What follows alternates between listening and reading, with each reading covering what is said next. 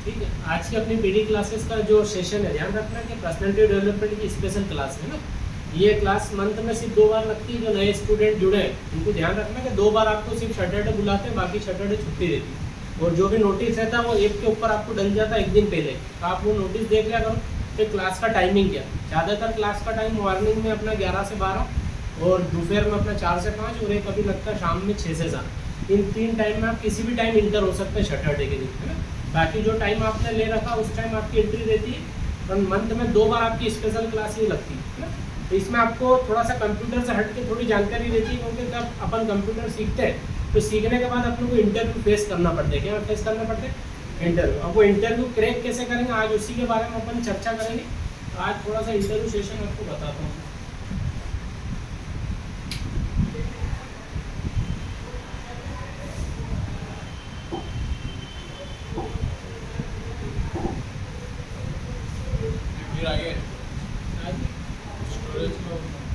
Change कर दो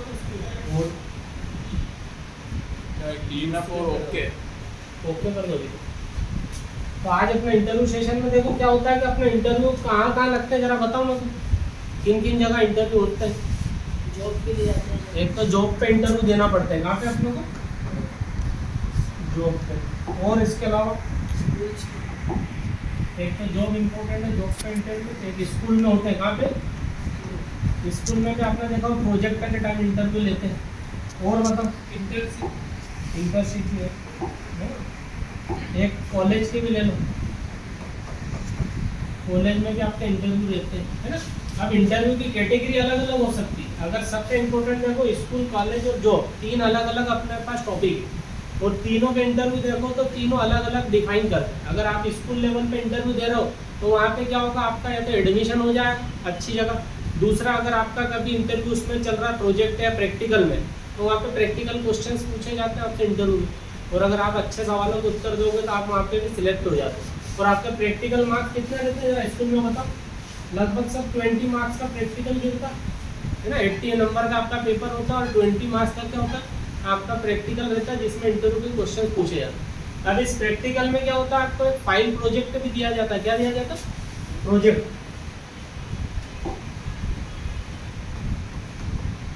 या तो कोई टॉपिक देंगे, उस प्रोजेक्ट के ऊपर आपको एक थीसिस या फाइल बनाना, और उस फाइल के ऊपर आपसे कुछ क्वेश्चन होंगे, है ना। तो करने का मतलब क्या, किसी भी काम को करेंगे तो आपको इंटरव्यू सेशन कहीं ना कहीं अटेंड करना पड़ेगा। अभी कितनों ने अटेंड करे? किसी ने करा? हाथ खड़े करोगे। किसी ने इंटरव्यू दिए कि एक बार भी नहीं दिए? तुमने कहीं दिए? कहीं पे भी नहीं। अपना अभी इंटरव्यू से सामने ही नहीं हुआ, है ना। जब होगा तो आपको इंटरव्यू सेशन कैसे क्लियर करना वो इम्पोर्टेंट। अभी अगर स्कूल वगैरह में आप प्रोजेक्ट के लिए जाते हैं तो वहाँ भी कॉन्फिडेंस लेवल से आपसे कितने सवाल पूछते हैं? 5 या 6 सवाल किए जाते हैं। कितने सवाल? 5 या 6 सवाल आपसे होते हैं। बस इतने में आपको पता चल जाता है क्राइटेरिया क्या चल रहे हैं। तो ये सवाल कौन पूछेगा? जो प्रोजेक्ट बनाने को दे रही है वही आपसे प्रेजेंटेशन पूछता कि आपको कितना आता। अगर प्रोजेक्ट के ऊपर से 5 सवाल, उसमें से सपोज करो अपन अभी कंप्यूटर ऑपरेटिंग में काम कर रहे हैं। क्या कर रहे हैं?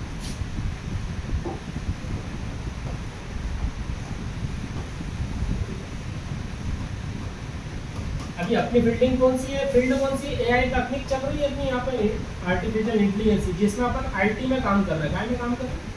आईटी। ये आईटी फील्ड का फुल फॉर्म सबको मैंने पिछली बार बताया था। क्या होता है? Information technology. आपको ध्यान रखना, जो अपनी फील्ड है कंप्यूटर लाइन, वो आईटी की फील्ड कहलाती है। इसमें आपको इंफॉर्मेशन टेक्नोलॉजी इसका फुल फॉर्म है, जो कहाँ पे? बेंगलोर में इसका पूरी संस्था अपनी काम कर रही है। इसका हेड ऑफिस कहाँ है? याद रखना, बेंगलोर। कहाँ पे?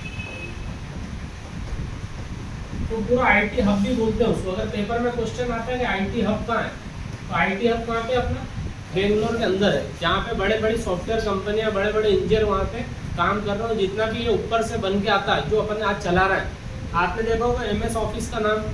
अपन MS ऑफिस यूज करते हैं। क्या यूज करते हैं? MS office.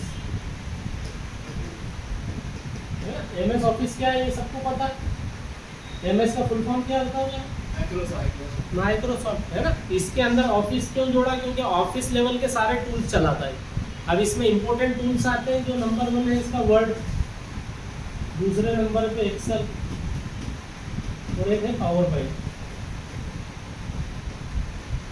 तो बाकी अपन छोटा मोटा चलाते हैं पेंटिंग, बस ये 4 इम्पोर्टेंट है बेसिकली। तो ये 4 का कॉम्बो आपको पता है कि ऑफिस में लगता है, कहाँ लगता है? यहाँ से आप माउस चलाना सीखेंगे, बाकी यहाँ पे अंदर आपके ऑफिस के सारे वर्क हो जाते हैं। इसके अलावा एक टेली सॉफ्टवेयर अलग होता है, आपने देखा होगा, नाम सुना टेली का, है ना? क्या काम करता है टेली, बताओ। ये सिर्फ अकाउंटिंग बेस्ड कोर्स है, कौन सा है ना? अकाउंट्स मेंटेन करता है। आप हिसाब किताब रखना हो या किसी बिजनेस को चलाना हो, जहाँ बिल वगैरह बनते हैं, जीएसटी कटता है, प्रॉपरली हिसाब रखा जाता है। जैसे आज दिन भर मैंने जो बेच दिया है तो शाम तक मैं प्रॉफिट में चल रहा हूँ कि लॉस में चल रहा हूँ, ये सॉफ्टवेयर आपको डेली अपडेट देता रहता है ना?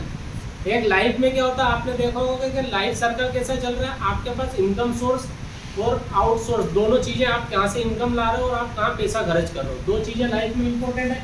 आपके पास पैसा मनी आएगा और वो कहाँ पे जा रहे हैं वहाँ जाएगा, मतलब ये इनकम सोर्स होंगे और ये एक्सपेंसेस सोर्स होंगे। इस बीच आपको क्या करना है, इनका कंट्रीब्यूट बराबर होना चाहिए।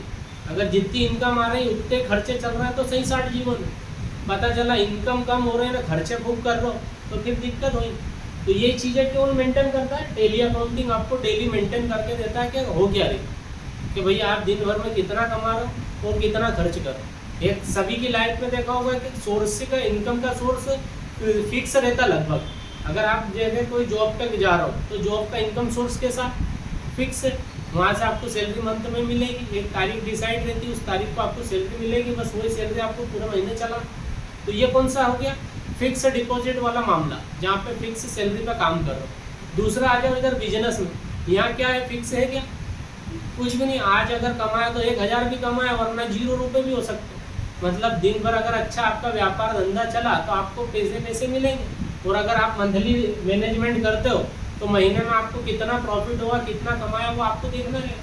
अब बिजनेस वाले में मैंने पिछली बार बताया था कंपनी खोलने वाला आइडिया, कि आप कंपनी खुद की खोल सकते हैं। कैसे खोल सकते हैं, उसके लिए भी 3 टाइप की कंपनी अपनी रहती है, single man company, 1 man army वाली, दूसरी होती प्राइवेट कंपनी, और तीसरी कौन सी होती, पब्लिक कंपनी। इन तीनों कंपनियों को अपन कैसे खोलेंगे वो बिजनेस आइडिया भी अपनों को पता होना चाहिए।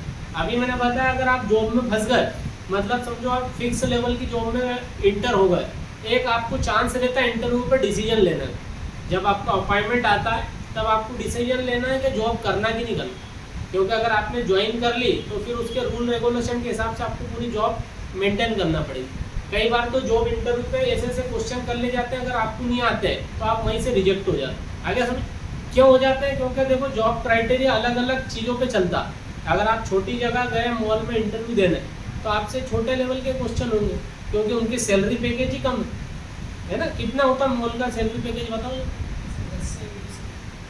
10 से 20 हज़ार के बीच में उनका क्राइटेरिया चलता है। 8-10 हज़ार से स्टार्टिंग फ्रेशर को रखते हैं वो, और फिर धीरे धीरे ट्रेनिंग करके थोड़ा आप वहाँ पे काम करोगे, एक्सपीरियंस लोगे तो 10 से 12 कर देते हैं, और अच्छा काम करो तो 15 तक पहुँचा देते हैं। ऐसे धीरे धीरे काम करके सैलरी बढ़ती है। आगे समझ, डायरेक्ट नहीं कि 20 हज़ार ही आपको मिल जाएगी, क्योंकि मिलना ही नहीं आपको। पहले तो आप नीचे के प्रोसेस समझ के आओ, फिर आपको ऊपर लेके आएंगे। ऐसे ही दूसरी जगह अगर अपन जा रहे हैं, जैसे गवर्नमेंट जॉब में, वहाँ क्या रहता है, वहाँ भी सैलरी पैकेज आपको पहले से ही बता दिया जाता है। जब आप वैकेंसी आती है उस पर देखते हो तो वहाँ लिखा रहता है कि 18,000 से स्टार्ट होगी, 1 लाख तक जाएगी। तो आप कौन से पैकेज में इंटर ले रहे हो वो आप फॉर्म भरते टाइम डिसाइड करो, क्योंकि आजकल फॉर्म भरने में भी 500 रुपये स्टार्टिंग फीस लग रही है। कितने रुपये है ना, 500 के लगभग आपका जनरल का फॉर्म गिर रहा है, कोई सा भी फॉर्म, जो 1000, 1200, 1500 तक चले जाता है।